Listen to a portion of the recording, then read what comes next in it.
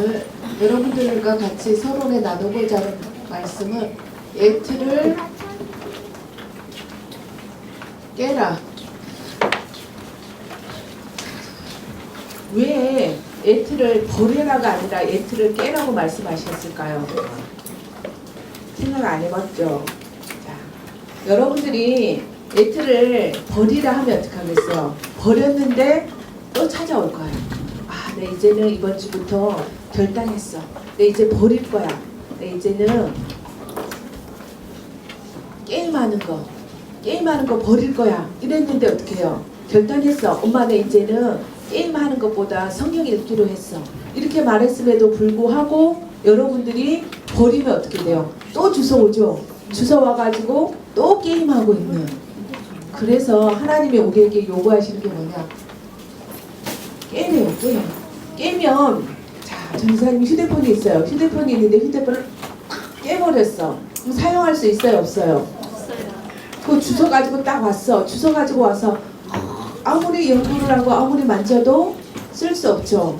그런 것처럼 우리도 모르게 우리가 창세기 3장에 있다 보니까 하나님을 떠나서 죄 가운데 사단 가운데 있다 보니까 우리가 깨지 아니하며 그릇을 깨지 아니하며 애틀을 깨지 아니하며 우리도 모르게 딱 그 자리에 가 있기 때문에 하나님께서 그 자리에 가지 말으라고 애틀을 깨라고 말씀하고 있는 것을 볼 수 있습니다. 우리 레위기 18장 3절에서 5절 한번 찾아보도록 하겠습니다. 레위기는 구약에 있죠. 자, 전도사님이 가지고 있는 레위기, 창세기, 출애굽기, 레위기죠. 레위기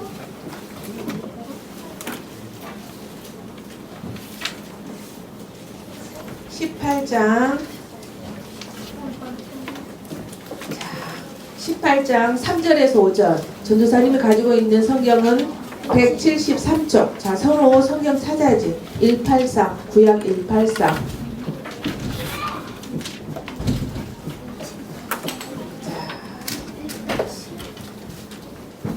다 찾았죠?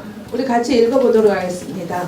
너희는 너희가 거주하던 애굽 땅의 풍속을 따르지 말며 내가 너희를 인도할 가나안 땅의 풍속과 규례도 행하지 말고. 자, 너희는 내 법도를 따르며 내 규례를 지켜 그대로 행하라. 나는 너희의 하나님 여호와니라. 그렇죠. 우리의 하나님 여호와가 뭐라고 말씀하고 있죠? 이스라엘 자손들에게 너희가 거주하던 애굽 땅, 이스라엘 백성들이 애굽 땅에서 몇 년 동안 노예하면서 살았죠?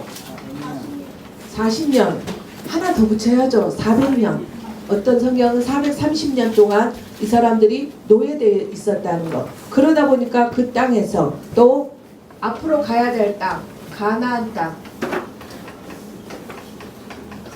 가나안 땅에 무엇을 말씀하고 계시냐? 자, 가나안 땅에 가서 너희들이 그 사람들의 풍속을 따르지 말라. 풍속은 다른 말로 하면 세상 풍조.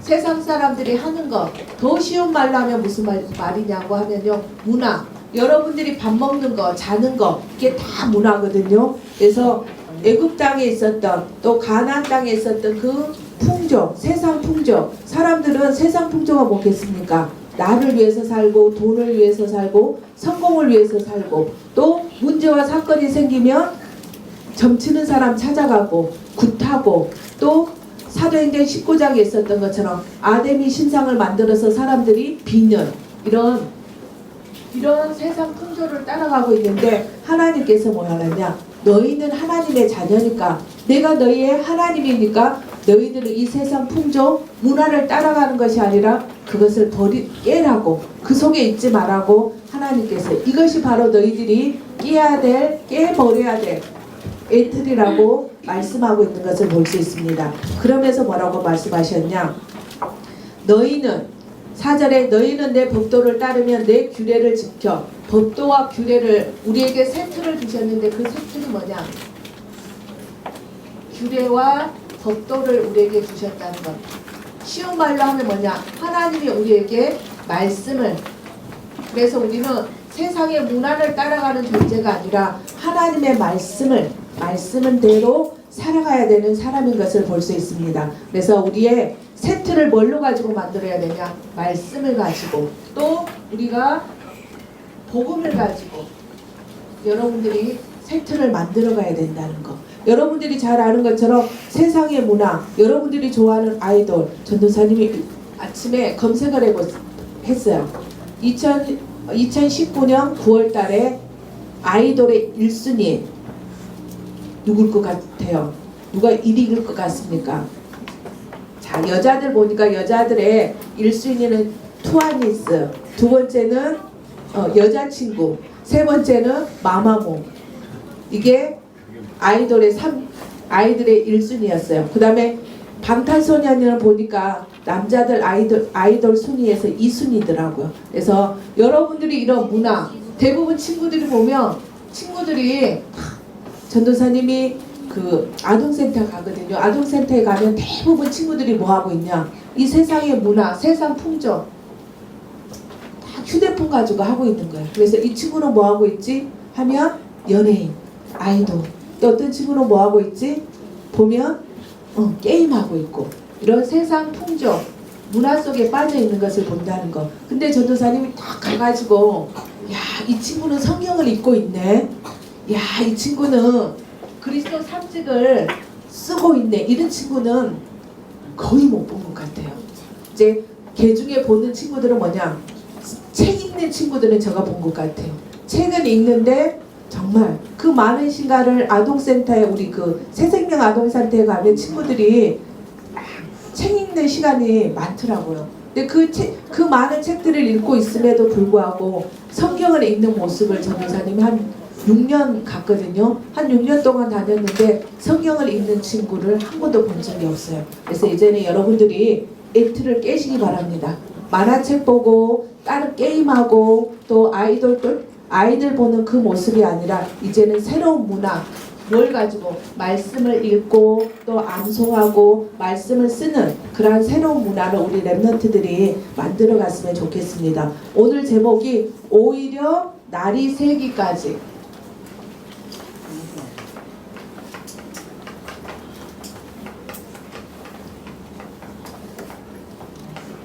오늘 바울이 드로아에 갔어요. 드로아에 가가지고 이제 마지막 날이 된 거야. 드로아에서 7일 동안 머물렀는데 오늘 이 사람들과 마지막이라는 생각을 한 거예요. 그래서 마지막이기 때문에 사람들이 뭐 했냐? 청했어요. 우리 밤에 집회를 해주세요. 우리 밤에 예배드리게 해주세요. 이렇게 말했거든요. 그래서 아마 어떤 사람이 말하는데 한 7시쯤, 저녁 7시쯤 모였을 것이다. 그래서 새기까지, 아침에 날이 새는 아침 5시까지 이 사람들이 아마 말씀을 들었을 것이다. 그래서 한 10시간 정도 바울이 설교를 했어요. 그래서 그 사람들이 10시간 동안 말씀을 들은 거예요. 여러분들 10시간 동안 말씀 들어본 친구 있습니까? 없죠. 전도사님 옛날에 학교 다닐 때 방학이었어요. 방학이어가지고 야, 이제는 메시지를 한번 들어봐야 되겠다 하고 메시지를 탁 앉아가지고 들었어요. 한 메시지 듣고 나서 기도하고, 두 번째 듣고 기도하고, 세 번째 딱 들으니까 막 속에서 뭐가 일어나냐면 소요가 일어나는 거야. 짜증이 일어나고 화가 일어나고, 아니 내가 왜 이걸 하고 있지? 막 그러는 거예요. 그때 어떻게 했냐? 아니야, 포기하면 안 돼. 해보자. 그래가지고 하루에 한 5개 정도를 들었어요. 들으면서 녹취하면서. 처음에는 정말 힘들더라고요. 이거 버리고, 쓰는 거 버리고 밖에 나가야 되겠다 이런 생각도 들면서 여러 가지 생각들이 들었는데, 끝까지 하루에 한 5개씩 이렇게 녹취를 하다 보니까 조금씩 액트를 깨게 되어지고 새틀 속에 말씀이 내 것이 되어지는 이런 것들을 체험하는 그런 시간이었습니다. 여러분들이 날이 새기까지 밤새 혹시 찬양해 본 친구, 혹시 밤새도록 기도해 본 친구, 혹시 밤새도록 성경 읽어 본 친구 있습니까? 전도사님도 밤샘한 적이 없어요. 그래서 고등학교 3학년 때 내가 이제는 추억을 한 가지 만들어야 되겠다. 내가 이렇게 오랫동안 학교 생활을 했는데 밤샘이 한 적이 없는 거예요. 그래서 어떻게 하면 내가 밤샘이를 할 수 있을까 고민하다가 친구들이 야 밤샘이 할 수 있는 약이 있대요. 그래서 그 약을 딱 먹었거든요. 그 약을 딱 먹었는데 밤샘이 했을까요 안 했을까요? 안 되더라고요. 저는 먹었는데. 그래서 지금까지 전도사님은 밤을 새워보면 꼴딱 밤을 새워본 적이 한 번도 없어요. 근데 이 초대교회 사람들은 10시간 정도 하나님의 말씀을 듣는, 바울도 간절한 마음으로, 왜? 다시는 못 만날 거니까 바울이 진짜 이 사람들에게 해주고 싶었던 그 기준을 밤새도록 이야기해 줬겠죠. 그래서 이 사람들이 예틀을 깨고 새틀을 갖출 수 있도록 바울이 정말 자기 마음속에 있는 것들을 해주는 그러한 시간들이 된 줄로 믿습니다. 그래서 드로아 사역과 유두고 사건,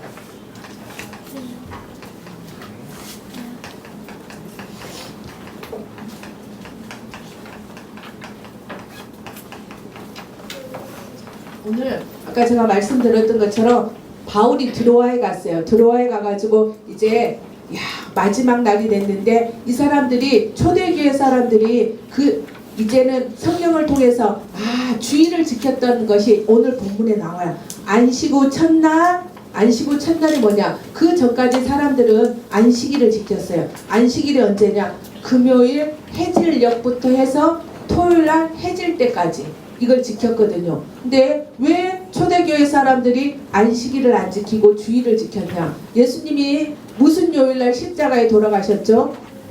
주일날. 예수님 언제 돌아가셨어요? 무슨 요일날?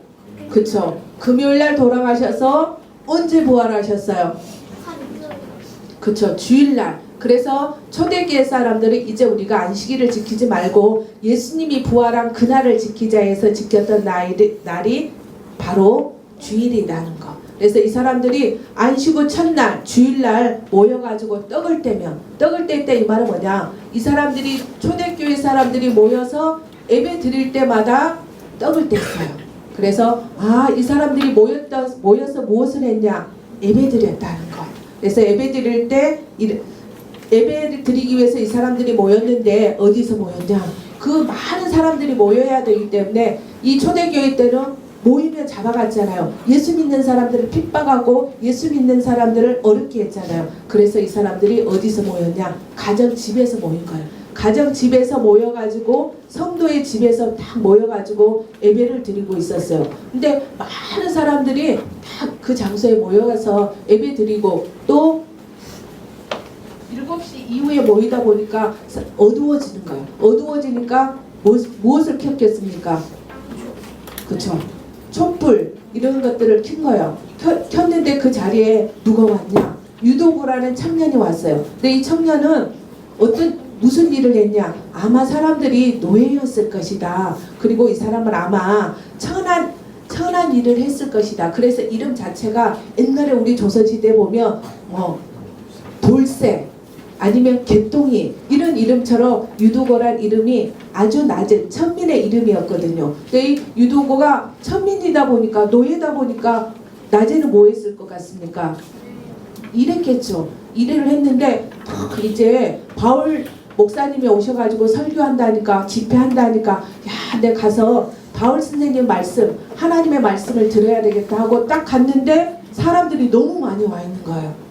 전도사님이 이렇게 이제 우리 다락방 안에서 집회하잖아요. 집회하면 사람들이 너무너무 많이 오는 거예요. 그러면 우리가 화요 집회 가다 보면 아침에 6시에 출발하거든요. 6시에 출발해가지고 탁 가면 보통 10시 반 되면 도착하거든요. 근데 그게 가면 사람들이 한 1,300명, 1,500명 정도 와 있기 때문에 자리가 있을까요? 없을까요? 없어요. 요번 주에 수요일날 목사님이 이야기하셨죠. 목사님께서 기도하셨대요. 하나님 있잖아요. 내가 그 본당에 들어가서 하나님 말씀을 듣고 싶은데 자리를 주세요 했는데 어떤 분이 탁 데리고 가서 맨 앞자리에 자리를 탁 줘서 너무 감사했다고. 전도사님도 이제 다른 장소에서 이렇게 말씀을 들을 수 있는 장소들이 있어요. 근데 항상 어디 가냐? 자리가 없어도 본당에 가요. 본당에 딱 가가지고 자리가 없으면 앞에 가가지고 신문지 다 깔고 있잖아요. 앉아가지고 막 적는 거예요. 막 말씀 듣다 보면 다리도 저리고 힘들 때도 있지만 그래도 있잖아. 다른 장소에서 말씀 듣는 것보다 목사님 탁 보면서 목사님 음성을 바로 들으면서 직접 들으면서 말씀을 들을 때 은혜가 더 되더라고요. 그래서 그 자리에 가서 말씀을 들었던 것처럼 이 사람들도 좁은 장소였지만 다 말씀을 듣고 있었어요. 근데 유도거라는 청년이 낮에 일하다가 보니까 잠이 오는 거야. 잠이 오는데 탁 보니까 3층에 창문이 있는 거야. 야, 저쪽에는 그래도 바람이 불고 시원하니까 내가 저기 가서 탁 앉아가지고 바울 선생님의 말씀을 들어야 되겠다 하고 그게 탁 앉아가지고 말씀을 듣는데 너무 피곤한 거야. 피곤하니까 뭐가 쏟아지겠습니까? 그쵸, 조금이 쏟아지는 거야. 그러면서 야, 많은 사람들이 공간에 있으니까, 좁은 공간에 있으니까, 그리고 등불을 많이 켰기 때문에 공기가 탁한 거야. 공기도 탁하지. 낮에 일했으니까 피곤하지 하니까 막 잠이 오는 거야. 잠이 오니까 아마 성경에는 없었는데 막 자기를 꼬잡았을 것 같아.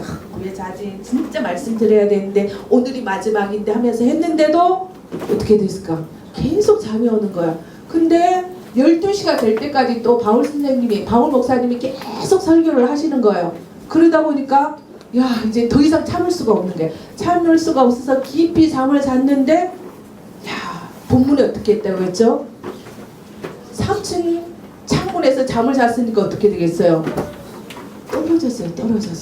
떨어졌으니까 어떻게 됐겠습니까? 맞아요, 죽었어요. 그걸 죽었다고 누가 진단했냐? 의사 누가가 진단한 거예요. 그냥 일반인이 진단한 것이 아니라 의사 누가가 유두고가 땅에 떨어져서 죽었다 그랬거든요. 그러니까 그 속에 있었던 사람들이 어떻게 하겠어요? 바울 선생님이 너무 길게 해갖고 유도고가 떨어져서 죽었다면서. 아이고. 그리고 유도고는 왜 하필이 창문 위에 올라가고 말씀을 듣냐면서 전도사님처럼 신문지 깔고 땅바닥에서 들으면 되지 왜 거기 가가지고 죽었냐면서 막 이렇게 했겠죠. 그때 바울이 딱 내려와가지고 어떻게 했냐. 자, 오늘 본문에 보면 어떻게 했는지 우리 한번 보도록 하겠습니다. 10절 20장 10절에 보면 바울이 내려가서 그 위에 엎드려 그 몸을 안고 말하되 떠들지 말라 생명이 그에게 있다 하고. 그죠? 야, 9절에 보면 죽었다 했는데 바울이 뭐라냐, 죽지 않았다, 살아있다 이렇게 말했거든요. 근데 이 장면하고 똑같은 성경이 있어요. 우리 한번 찾아보도록 하겠습니다. 왕상 17장 21절에서 22절. 왕상 열왕기상. 자, 전도사님 성경으로는 구약 546쪽 546쪽 엘리야가 사르밧 가브의 아들을 살렸어요. 근데 똑같이 바울이 살렸던 그 모습으로 똑같이 살렸거든요. 자, 우리 한번 읽어볼게요. 21절에서 24절까지 같이 읽도록 하겠습니다. 17장.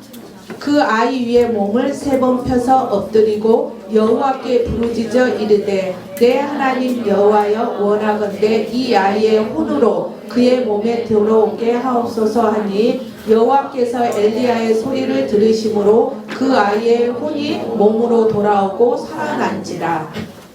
엘리야가 그 아이를 안고 다락에서 방으로 내려가서 그의 어머니에게 주며 이르되 보라 내 아들이 살아났느니라. 여인이 엘리야에게 이르되 내가 이제야 당신은 하나님의 사람이요 당신의 입에 있는 여호와의 말씀이 진실한 줄 아노라 하니라. 그렇죠. 하나님이 죽은 사람을 다 살리지는 않아요. 누구를 통해서? 전도자들을 통해서 하나님이 다 살리지 않는데 하나님의 뜻이 있으며 하나님 계획이 있으면 하나님이 살리시는데 오늘 엘리야를 통해서 이 사르밧 아들을 살리신 이유가 뭐냐? 야, 하나님이 살아계시다. 진짜 또 하나님의 말씀은 반드시 이루어진다. 성취되어진다. 이것을 보여주기 위해서 하나님이 살리셨던 것을 볼 수 있어요. 또 자, 우리 열왕기하 4장 34절 뒤에 보면 있죠. 상이니까 하에 있겠죠. 4장 34절.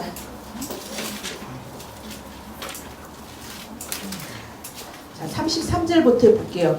567쪽 들어가서는 문을 닫으니 2 사람뿐이라. 엘리사가 여호와께 기도하고 아이 위에 올라 엎드려 자기 입을 그의 입에 자기 눈을 그의 눈에 자기 손을 그의 손에 대고 그의 몸에 엎드리니 아이가 살이 차차 따뜻하더라. 그쵸? 여기서 보면 아마 바울은 구약에 대해서 너무너무 잘 알고 있는 사람이었어요. 그래서 딱 떨어졌을 때 사람들은 원망하고 비판하고 야 있잖아 바울 선생님이 설교를 길게 해서 그렇다면서 또 저쪽에서는 야 유독은 너 그기 유독은 네가 그기 앉아 있었기 때문에 네 잘못이야 막 이러고 했을 때 바울은 어떻게 했어요? 빨리 내려와서 야 아마 구약을 생각했을 거야. 야 엘리사가 사르밧 가부의 아들을 살렸던 것처럼 또 엘리야가 사르밧 가부의 아들을 살렸던 그 장면 그 말씀이 생각났을 것이고 또 엘리사가 수렘 여인의 아들을 살렸던 그것이 생각났을 거야. 말씀이 있었기 때문에. 그래서 그 말씀대로 바울이 했더니 어떤 일이 일어났다고 했죠? 그 유두고가 살아나는 그 일이 일어났다는 거. 그래서 뭐냐? 이 유두고 뜻이 보면 뭐냐면 복되다, 다행이다. 이 이름대로 된 거예요. 뜻대로. 만약에 유두고가 딱 죽었다. 그러면 사람들이 뭐라고 했어요?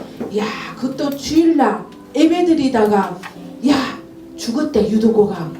이런 소문이 날 수도 있잖아요. 근데 하나님께서 유두고를 살리셨다는 거. 사단은 유두고가 죽어서 이 복음이 확산되어지지 못하도록 그리고 성도들의 힘을 빼기 위해서 성도들을 낙심하게 하려고 했지만 하나님은 그걸 가지고 성도들을 더 힘있게 능력있게 세우는 것을 볼 수 있습니다.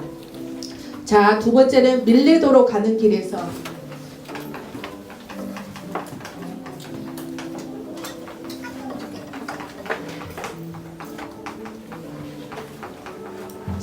바울이 이 유두고 청년을 살리고 나서 어디로 갔냐? 아소로 갔어요. 아소. 근데 지난번에 우리 들었죠? 지난번에 그 헌금을 모아가지고 왔던 그 사람들과 같이 누가? 소시바데, 아리스도고, 세군도, 가이오, 디모데, 두기고, 드로비머 누가? 이 사람들은 배 타고 가고 바울이 말했어요. 나는 있잖아 혼자서 걸어서 한 40km 정도 되는 거리인데 이 거리를 이틀에 걸쳐서 자기가 걸어서 가는 거예요. 혼자 왜 가고자 했냐? 그 제자들을 다 보내고 나서 바울은 아마 하나님 앞에 혼자서 하나님과 교제하는 하나님과 사귀는 이러한 시간을 가졌어요. 그래서 여러분들도 반드시 혼자서 하나님과 사귀는 하나님과 교제하는 하나님과 깊은 기도 속에 들어가는 시간이 바울이 가졌던 것처럼 여러분들도 반드시 가져야 된다는 거. 바울이 이틀 동안 걸어가면서 아마 이런 생각을 했을 거예요. 자기가 1차, 2차, 3차 전도여행을 했는데 그때 하나님의 행했던 하나님의 역사를 딱 정리하게 되어지고 또 앞으로 자기가 로마도 가고 서바나까지 가야 되는데 그때 자기가 어떤 마음으로 어떤 기도 제목을 가지고 어떤 방향을 가지고 가야 될지를 생각하는 그런 시간들이 됐을 것입니다. 그러면서 바울이 어느 지역을 갔냐? 아소, 미둘레, 기오, 사모, 밀레도까지 갔다는 거. 왜? 바울이 가는 그 지역이 하나님이 그냥 가게 하신 것이 아니라 그 가는 지역에 하나님이 가게 하신 그 지역을 바울이 갔던 것을 볼 수 있다는 거. 여러분들이 그냥 학교 가는 것처럼 보이고 그냥 친구 만나러 가는 것처럼 보이지만 하나님이 그 걸음이 바울이 갔던 그 미둘레메, 아싸, 미둘레메, 기오, 사모 그 거리가 사도행전의 길이었던 것처럼 여러분들이 가는 그 길이 하나님이 사도행전의 길로 여러분들을 가게 하고 계신다는 거. 그래서 왜 바울이 밀레도에 갔냐? 왜 바울이 밀레도를 거쳐서 에루살렘으로 가고자 했냐? 첫 번째는 그 에루살렘에 누가 모이기 때문에 오순절 나라 그 흩어졌던 유대인들이 모이기 때문에 그래서 그 많은 사람들이 모이니까 그 사람들한테 가서 무엇을 전하기 위해서 바울이 가고자 했냐? 복음을 전하기 위해서.